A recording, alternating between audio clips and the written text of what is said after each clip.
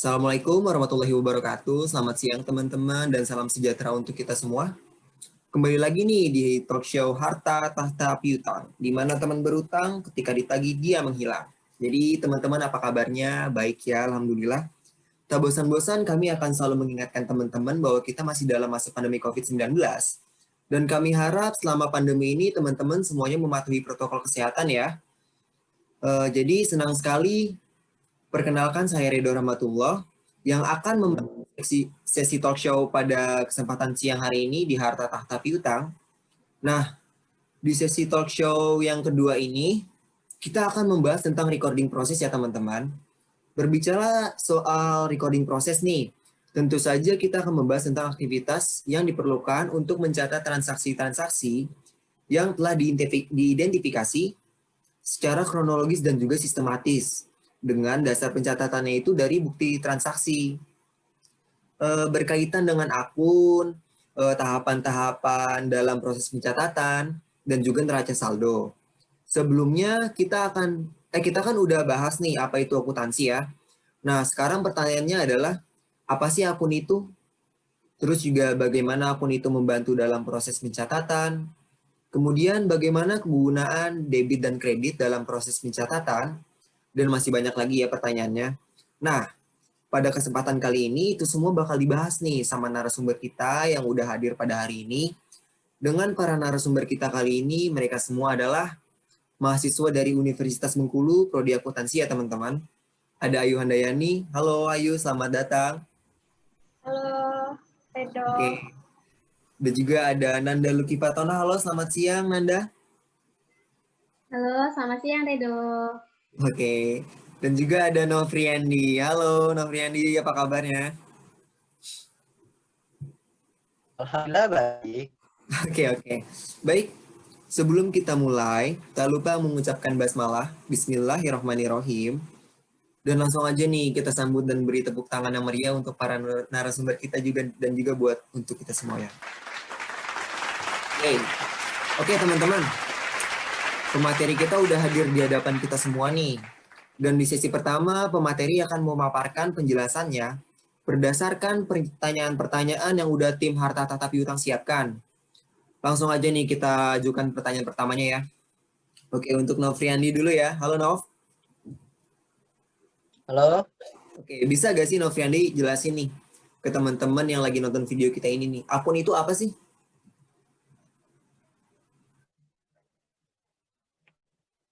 Jadi akun itu adalah tempat di mana pengaruh dari suatu transaksi keuangan yang akan dicatat. Baik itu bertambah atau berkurangnya nilai dari suatu pos aset, liabilities, ekuitas, pendapatan, dan juga biaya. Yang saya sebutkan tadi ada 5. Nah, itu semua adalah kelompok akun utama. Dan dari 5 kelompok akun utama tersebut terbagi menjadi 2, yaitu kelompok akun real dan akun real yang terdiri dari aset, liabilitas, dan ekuitas. Lalu ada kelompok akun nominal yang terdiri dari akun pendapatan dan juga beban. Oke, baik. Tadi kan Anda bilang itu ada akun itu kan tempat untuk mencatat bertambah atau berkurangnya nilai dari suatu kelompok akun ya. Nah, kalau nggak salah saya pernah dengar nih istilah debit dan kredit. Itu apa sih, Nov? Oh iya, jadi gini. Kalau dalam itu ada istilah debit dan kredit. Itu kedua hal yang nggak bisa dipisahkan. Istilahnya mereka berdua itu pasangan. Seperti aku dan dia. Bisa ya. Keduanya memiliki hubungan yang erat dan saling melengkapi. Jadi debit itu berarti tempat pencatatan akun di mana aset serta beban atau biaya mengalami peningkatan. Biasanya debit akan berada pada sebelah kiri dan juga teman-teman jangan lupa kalau dividen itu dia bertambahnya di debit ya. Lalu ada kredit, istilah untuk tempat pencatatan akuntansi yang mengalami peningkatan pada akun hutang, ekuitas, dan juga pendapatan. Nah, kredit ini posisinya berlawanan dengan debit, yaitu di posisi kanan. Jika ada aset atau beban atau dividen pada posisi kredit, berarti kelompok akun tersebut mengalami penurunan atau pengurangan. Dan jika ada akun hutang, ekuitas, atau pendapatan pada posisi kredit, berarti mengalami peningkatan pada kelompok akun tersebut. Oke, baik. Saya penasaran nih, ada gak sih prosedur dalam mencatat debit dan kredit itu?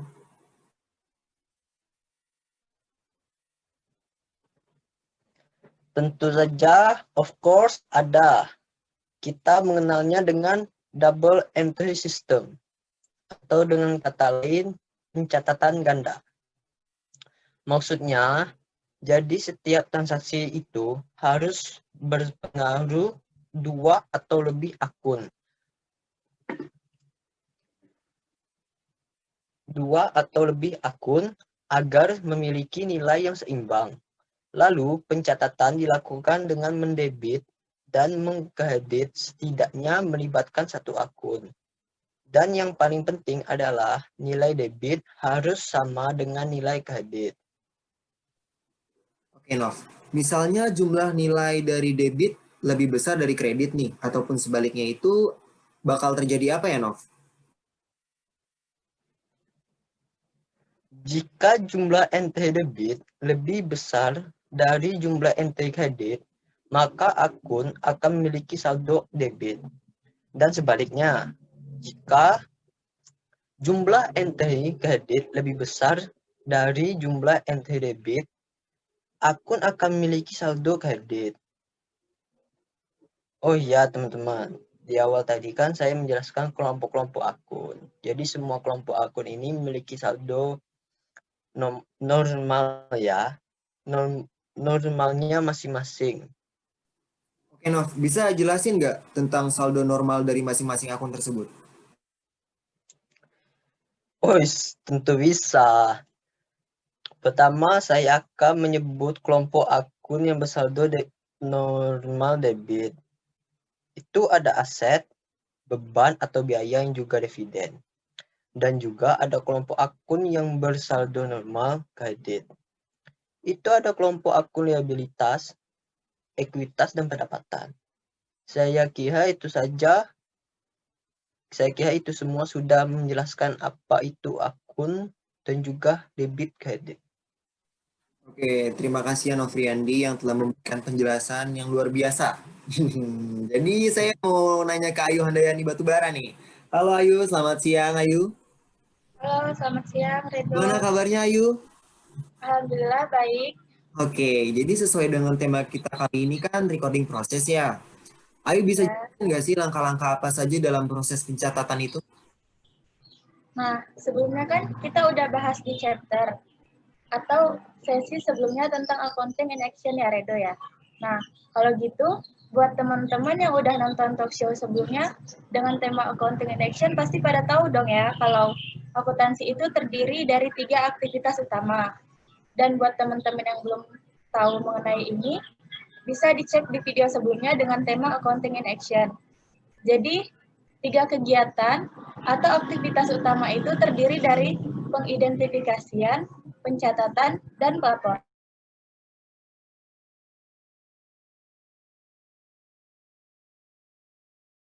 Nah, apa sih yang diidentifikasi itu?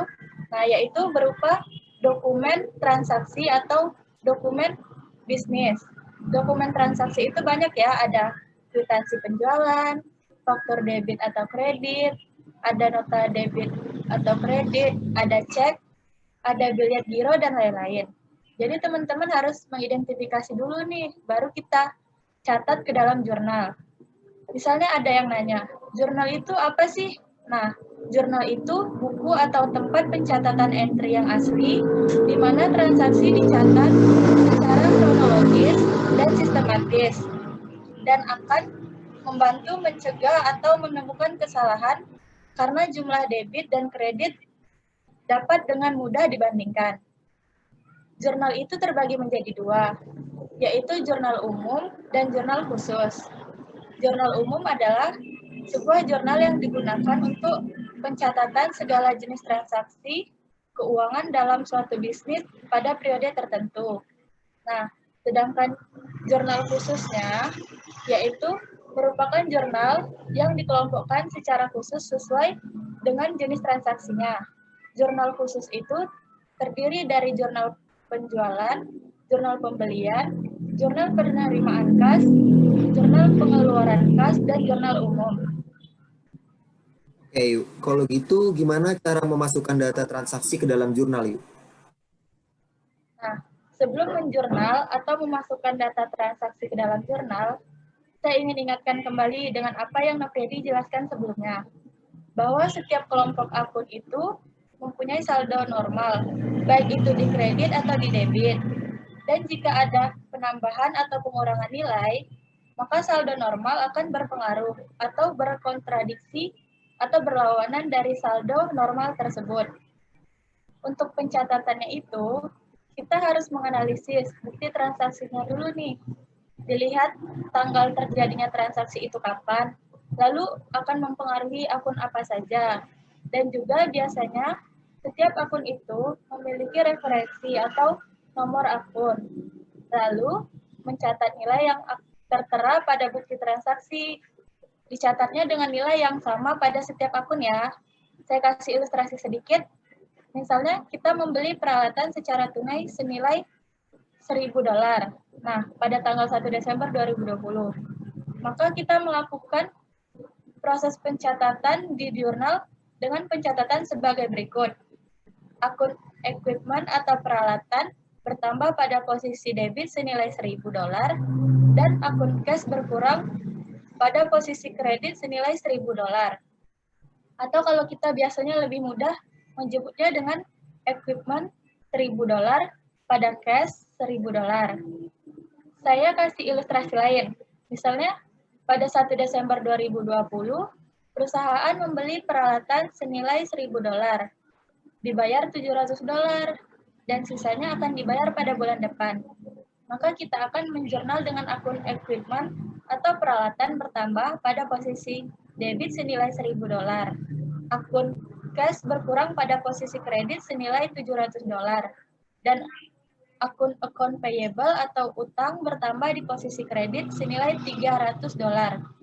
Atau jika ingin lebih mudah lagi, bisa menyebutnya dengan equipment $1.000 pada cash $700 dan account payable $300. Oke, jadi apakah pencatatan sudah berhenti sampai di situ, yuk? Saja belum dong. Setelah adanya pencatatan transaksi di jurnal, maka kita akan masuk ke buku besar. Nah, buku besar itu adalah tempat yang berisi semua akun dari akun kelompok-kelompok akun real dan nominal. Dalam buku besar itu sendiri berisi nama dan nomor akun, tanggal, lalu ada kolom untuk mencatat nilai debit dan kredit, serta kolom balance. Nah, bentuk transaksi dari buku besar adalah level 3 kolom ya, tapi banyak juga bentuk-bentuk buku besar. Ada bentuk T, ada juga kontrol, bentuk level 3 kolom, atau kolom saldo tunggal, dan juga ada level 4 kolom, atau kolom saldo rangkap. Oke, maaf yuk. Bentar, saya potong sebentar ya. Jadi, Ya. buat teman-teman semua, tadi kan Ayu menjelaskan bahwa bentuk-bentuk buku besar itu kan ada banyak ya. Karena ada keterbatasan juga nih, saya nanti sama tim akan mencari artikel tentang gambaran buku besar, dan teman-teman nanti bisa cek di kolom deskripsi ya. Baik, silakan dilanjutkan. Ya, jadi itu pengertian singkat dari buku besar. Oke, baik. Lalu bisakah Anda menjelaskan nih bagaimana proses pencatatan di buku besar itu?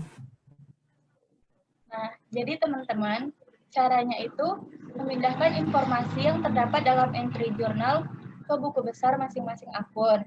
Yang dipindahkan itu apa aja? Nah, saya ambil contoh dari ilustrasi sebelumnya ya, yang membeli peralatan secara tunai, maka kita posting saldo awalnya dulu jika ada.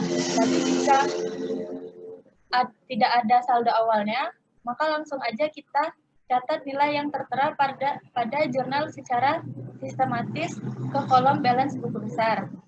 Balik ke contoh tadi, maka kita masukkan nilai equipment pada kolom akun buku besar, equipment yang di posisi debit tadi ke kolom besar, ke kolom debit pada buku besar.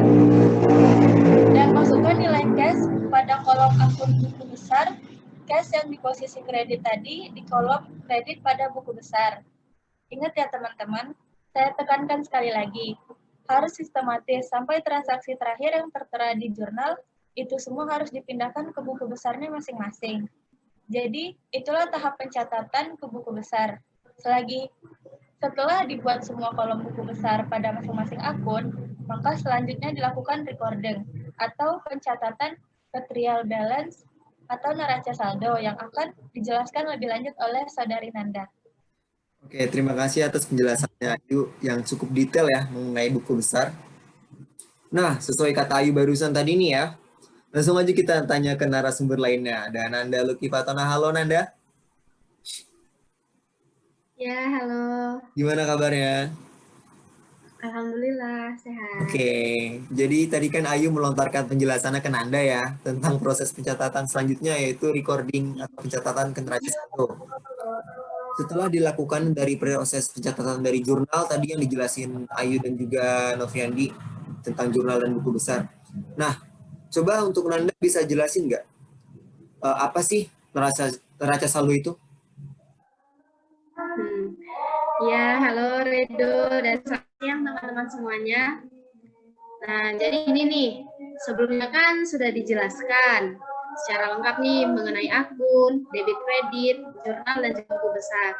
Nah, yang saya jelaskan di sini adalah dari terakhir dari recording proses ini. Saya akan menjelaskannya sedikit tetapi secara detail juga nih, seperti narasumber sebelumnya. Nah, jadi gini teman-teman, tahapan terakhir dalam tema kita kali ini adalah pencatatan neraca saldo. Tadi kan Redo nanya tuh, neraca saldo itu apa sih? Nah, neraca saldo itu daftar yang berisi nama-nama akun beserta nomor akunnya dan saldonya masing-masing dari setiap akun pada waktu tertentu. Dan tentu saja neraca saldo akan membuktikan persamaan secara matematis antara debit dan kredit setelah dilakukannya posting buku besar. Oke, nah tadi kan Novriandi dan Ayu menjelaskan bagaimana pencatatan pada jurnal dan buku besar ya. Kalau pada neraca saldo itu sendiri, gimana sih cara recording atau mencatatnya? Jadi, tahapan-tahapan dalam mencatat neraca saldo itu ada 3 ya teman-teman. Pertama itu, kita buat dulu daftar, judul, akun, dan saldonya. Lalu, pindahkan semua jumlah nilai akhir dari masing-masing akun yang ada di debit dan juga kredit. Setelah semua akun dan nilainya dicatat di trial balance atau di neraca saldo, maka kita jumlahkan. Buktikanlah oleh teman-teman sekalian, apakah nilai antara debit dan kreditnya sama. Kalau cara posting dari buku besar ke neraca saldonya udah sistematis, sih pasti benar ya. Jika ada selisih nih antara debit dan kredit di neraca saldo, kemungkinan ada akun di buku besar yang tidak tercatat di neraca saldo. Atau bisa juga yang sebelumnya diposting dari jurnal ke buku besar itu ada kesalahan. Biasanya kesalahan ini terjadi karena seseorang yang mengerjakannya itu salah menganalisa karena tidak fokus dan tidak hati-hati. Jadi kami tekankan untuk teman-teman harus teliti, fokus dan hati-hati ya dalam mengerjakan sesuatu. Karena dalam akuntansi, jika ada salah posting, bahkan kurang angka 01 saja, itu bisa berakibat fatal, bahkan bisa jadi sangat berbahaya. Wah, bener banget tuh kata Nanda tadi ya teman-teman ya. Untuk sesuatu itu kita harus teliti nih teman-teman. Caranya itu harus menerapkan pola hidup yang sehat ya, agar meminimalisir sesuatu yang tidak diinginkan itu terjadi. Oke, karena terbatasnya waktu, terakhir nih, ada gak tambahan dari Nanda mengenai neraca saldo ini nih? Nah ya, terakhir ya, sebagai tambahan, perlu teman-teman ketahui bahwa neraca saldo itu dapat bernilai balance antara debit dan kreditnya meskipun transaksinya tidak di jurnal atau entry yang benar tidak diposting atau terposting 2 kali. Bahkan akun yang salah digunakan dalam jurnal atau bisa juga itu dari posting ke buku besar. Jadi jangan senang dulu nih kalau hasilnya balance. Masih diperiksa auditor, ternyata ada yang salah. Semoga aja tidak terjadi sama teman-teman semua ya. Oke, itu aja dari saya. Pesan saya pribadi untuk semua teman-teman yang udah tonton video kali ini sih, semoga menambah wawasan baru ya mengenai proses pencatatan. Oke. Jadi baik, boleh berikan tepuk tangan sekali lagi untuk pemateri kita hari ini. Teman-teman yang berbahagia, alhamdulillah rangkaian sesi diskusi pada hari ini sudah terlaksana dengan baik ya. Kami ucapkan terima kasih kepada narasumber yang kita telah hadir. Narasumber kita yang telah hadir nih dan memberikan pengetahuan baru untuk kita semua. Terima kasih ya Ayu, Nanda, dan juga Novriandi yang sudah berbagi ilmunya kepada kita semua nih. Dan juga terima kasih kepada teman-teman yang udah menyimak dengan antusias diskusi kita pada hari ini. Boleh plus buat teman-teman semuanya.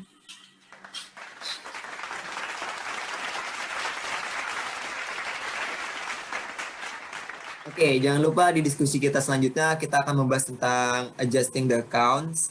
Jadi teman-teman jangan lupa nonton ya, dan juga jangan lupa nih buat like and share video kita ke semua orang ya, biar orang lain tuh punya wawasan baru mengenai akuntansi. Akhirnya saya Redo Rahmatullah selaku host Harta Tata Piutang kali ini pamit undur diri. Terima kasih atas perhatian teman-teman, dan mohon maaf nih misalnya ada kekurangan, ada kesalahan juga pada diskusi kali ini.